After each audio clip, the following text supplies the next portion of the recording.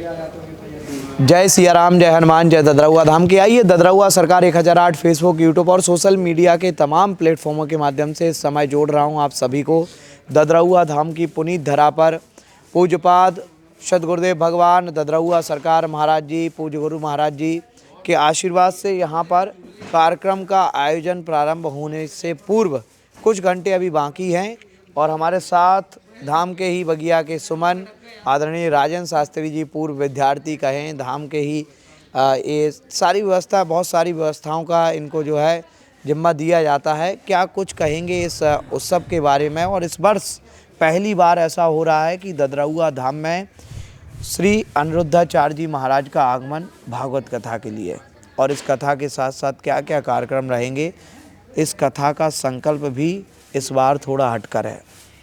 अंधी गौ माता की विशेष रूप से इसमें भूमिका दिखाई जा रही है कि अंधी गौ माता को हमें प्रेरित करना है लोगों को कि अंधी गौ माता और फलदायी है। क्या कुछ भूमिका रहेगी, पूरा विवरण आपके साथ में भक्तों को जोड़ रहा है। बोलिए ददरौआ सरकार की जय। और हमारे इस यूट्यूब चैनल और हमारे राघवेंद्र खेमरिया जी के द्वारा ये संचालित किया जाता है और ये तमाम जितने भी मीडिया हैं उन प्लेटफॉर्मों से जोड़ा जाता है। मैं अच्छा लगेगा कि चलते चलते बात करेंगे तो लोग यहाँ का माहौल भी देख पाएंगे, लोगों की आकांक्षा है कैसा ददरौआ धाम सजा है इस समय। तो एक्चुअल में क्या है, यहाँ का जो संकल्प है, जैसे आपने अंधी गायों का कहा, तो हमारे यहाँ पूज्य गुरुदेव श्री श्री 1008 महामंडलेश्वर रामदास जी महाराज गायों से बचपन से ही अनन्य प्रेमी रहे हैं। अच्छा, गौ माता के अनन्य प्रेमी रहे। इधर गौ माता और उधर वृद्ध माता जी, एक कहीं ना कहीं समागम यहाँ जुड़ रहा है जी। अब देखिए, जो कथा कहने के लिए हमारे परम आदरणीय व्यास जी आ रहे हैं वृंदावन से, वो वृद्ध माताओं की सेवा करते हैं और हमारे पूज्य गुरुदेव वृद्ध गायों की सेवा करते हैं। और यहाँ तो एक विशेषता है, यहाँ अंधी गाय सैकड़ों की संख्या में है और गायों की सेवा पूज्य महाराज श्री जी स्वयं खड़े होकर के। अच्छा, तो एक बार मैं कहूँगा भैया यहाँ पर दिखाएंगे तो यहाँ से लेकर वहाँ तक लगभग मेरे को लगता है पूरे पंडाल में गौ माता के ऐसे कई सारे पैम्पलेट पोस्टर तैयार किए गए हैं जिनसे लोग पढ़कर प्रेरित हों गौ माता की सेवा के लिए। ऐसा है कि हमारे महाराज जी भी कहते हैं कि ददरौआ धाम पे आओ तो प्रसाद भले ही मत लाओ, एक रोटी भले ही जेब में, पॉकेट में, बैग में कहीं भी डाल के लाओ, और हमारी जो वृद्ध गाय हैं, अंधी गाय हैं, उनके लिए एक रोटी लेकर के आओ और उन्हें खिलाओ।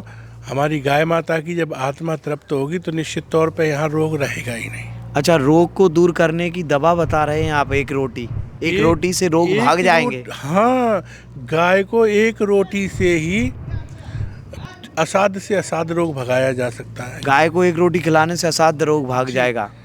जो अंधी गाय हैं उनके पेट में। अच्छा, एक दिन मैं सुन रहा था यहाँ पर कोई संत जी आए थे, वो कह रहे थे संस्कार मंच से कि ददरौआ धाम में जो गौ माता रहती हैं वो गौ माता साधारण गौ माता नहीं है, ये भी दैवीय गौ माता है। और विशेष रूप से बोले जो अंधी गौ माता का आशीर्वाद ले लेगा वो तो जीवन के सारे रोगों को गौ माता के चरणों में ही छोड़ जाएगा। देखिए खेमरिया, वो कैसे होता है, क्या प्रोसेस है? देखिए खेमरिया जी, हमारे यहाँ गुरु महाराज सुबह 3 बजे जब जगते हैं तो सबसे पहले गायों का दर्शन करने आते हैं। अच्छा, तो यही कारण है क्या वो निरोग रहते हैं और लोगों को भी निरोग रखने का आशीर्वाद दे देते हैं? ऐसे भी हमारे गुरुजी नहीं, वैद्य भी कहते हैं कि गाय के ऊपर हाथ फेरने मात्र से ब्लड प्रेशर और असाध्य से असाध्य बीमारियां ठीक हो जाती हैं।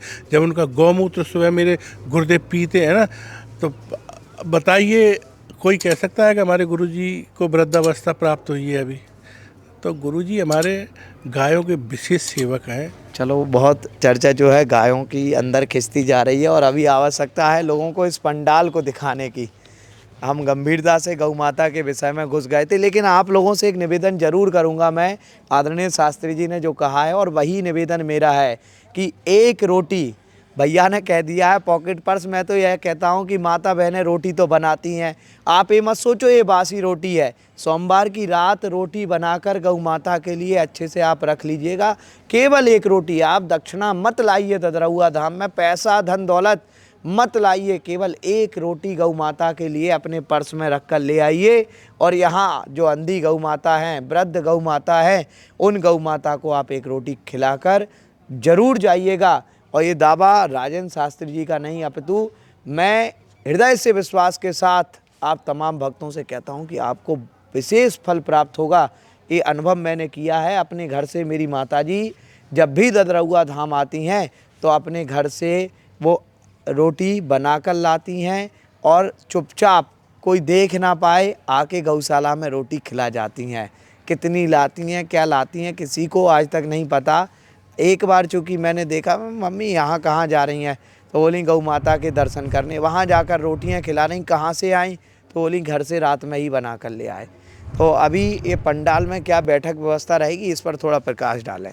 देखिए, ये जो पंडाल है, इधर की साइड में जो बैठक रहेगी वो टोटल बैठक हमारे पुरुष वर्ग की रहेगी।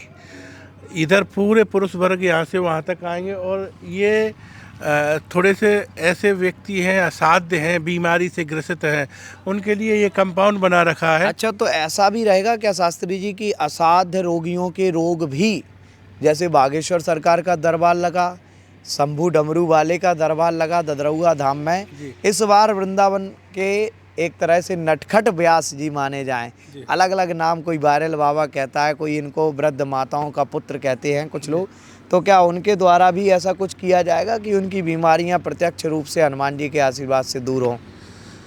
देखिए, यहाँ की भभूति का कमाल ही अलग है खेमरिया जी। तो आप तो यहाँ बचपन से रहे हैं और मैं कहूँगा कि ये जो YouTube चैनल है, दुनिया देश में आपने हनुमान जी को प्रचारित किया है। हालांकि हनुमान जी को तो कोई प्रचारित कर नहीं सकता, वो तो हनुमान जी की महिमा को लोगों तक पहुंचाने का लेकिन प्रयास हनुमान जी की ददरउआ धाम की महिमा को तुमने पूरे संसार में पहुंचाया है।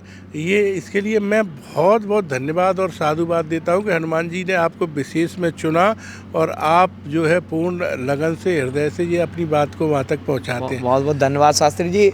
यहीं थोड़ा सा प्रकाश अगर मैं डालना चाहूँगा, शास्त्री जी ने अपनी बात रखी है, उसी के साथ एक प्रकाश यहाँ पर जिस जगह हम मौजूद हैं, तो अगर एंट्री करते हैं तो हमारे राइट हैंड साइड पुरुष वर्ग बैठेगा और लेफ्ट हैंड साइड हमारा महिला वर्ग बैठेगा। उसी के साथ देखा जाएगा तो यहाँ से बिल्कुल आगे की तरफ VIP वर्ग, VIP कोटा किन के लिए रखा गया है एक बार आपको बता दें। VIP कोई और नहीं, VIP वो लोग होंगे जिनको कहीं ना कहीं परेशानी है, शरीर में कोई दिक्कत है, वो लोग नहीं बैठ पा रहे हैं, यहाँ बैठने में असमर्थ हैं, पंडाल के अंदर आने में असमर्थ हैं, तो उनको VIP गैलरी यानी अलग एक प्रकोष्ठ बनाया गया है आगे। उस प्रकोष्ठ तक लाने के लिए अलग से रास्ता बनाया गया है, उनको वहाँ बिठाया जाएगा। भाव और प्रेम से वो गुरुदेव का आशीष और पूजनीय व्यास जी का कथा, व्यास जी के मुख से कथा श्रवण कर पाएंगे। तो उनके लिए इस बार डेडिकेटेड किया गया है और विशेष रूप से इसके लिए मैं ब्रजेश उपाध्याय जी जो यजमान बने हैं, इस बार भूमिका यजमान की निर्वहन कर रहे हैं, उनका भी धन्यवाद करता हूं कि उन्होंने ये चीज़ रखी। अभी तक ऐसा हुआ नहीं था, उन लोगों के लिए प्राथमिकता एम्बुलेंस वगैरह की रहती थी, लेकिन इस बार बोले जो आया है वो तो पाएगा, लेकिन जो वृद्ध है, असहाय है, जो पाने के लिए जा ही नहीं सकता, तो उसको आगे तक पहुंचाने की व्यवस्था इस बार की गई है। आप लोग निश्चिंत होकर, लेकिन समय से आइएगा, लेट नहीं आना है आपको। कथा इस बार 10 से 2 बजे तक रहेगी, तो आप लोग समय से यहाँ ददरउआ धाम में 8 बजे आओ, हनुमान जी की आरती पाओ और उसके बाद बाल भोग पाओ, फिर कथा में बैठ जाओ। इसके बाद अंतिम संदेश के लिए हम आचार्य जी को जोड़ रहे हैं। शास्त्री जी, ददरउआ धाम की धरा पर 2 बजे से भी एक कथा प्रवचन हो रहा है। इतिहास में पहली बार ऐसा होगा कि श्रीमद् भागवत कथा साप्ताहिक और साप्ताहिक भागवत कथा प्रवचन, वो भी पूज्य गुरुदेव के ही शिष्य, यहाँ की बगिया के ही सुमन आचार्य अभिषेक शास्त्री, जिनका नाम बदलकर अवध बिहारी दास जी कर दिया गया है, गुरुदेव ने नाम दे दिया। तो क्या कुछ कहेंगे उनके बारे में? देखो, ये जो अवध बिहारी दास नाम दिया है, ये यहाँ के विद्यार्थी हैं, बचपन से रहे, अनन्य भगवान के भक्त हैं, गुरु महाराज के अनन्य भक्त, विद्वान भी हैं।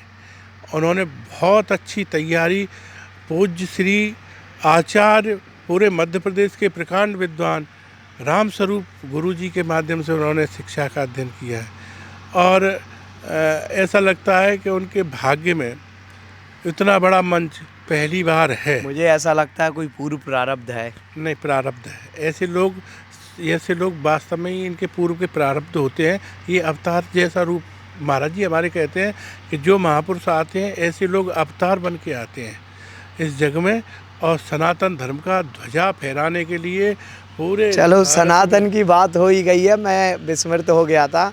इस समय सनातन की मांग बहुत चल रही है, सनातन बोर्ड बन जाए। जी जी आज का ही दिन था, इतिहास का वो सुनहरा अक्षर आज लिखा गया जब दिल्ली में सनातन बोर्ड की मांग की बात रखी गई। और पहली बार इतिहास में ऐसा हुआ कि देवकीनंदन ठाकुर जी ने ये बात उठाई कि सनातन बोर्ड बने, और देवकीनंदन ठाकुर जी के साथ देश दुनिया के तमाम वो संत तो आए ही, लेकिन संतों के शीर्ष श्री शंकराचार्य जी महाराज भी आज उस पंडाल में धर्म संसद में मौजूद थे। क्या कुछ कहेंगे संक्षिप्त में उसके बारे में? देखिए, आज जो क्या ददरौआ धाम की धरा भी धर्म संसद को आमंत्रित करेगी? जी बिल्कुल करेगी। महाराज जी को आमंत्रित किया था। मैं सनातन सेना का राष्ट्रीय प्रभारी हूँ। सनातन सेना जो हमारा संगठन है उसका मैं राष्ट्रीय प्रभारी हूँ। आप राष्ट्रीय प्रभारी हैं। मैं ये पूछना चाह रहा हूँ कि क्या ददरौआ धाम की मंच पर भी कभी सनातन धर्म संसद लगेगी? भविष्य में ऐसा कुछ हो सकता है? यहाँ तो रोज ही सनातन संसद लगती है प्रतिवर्ष। ये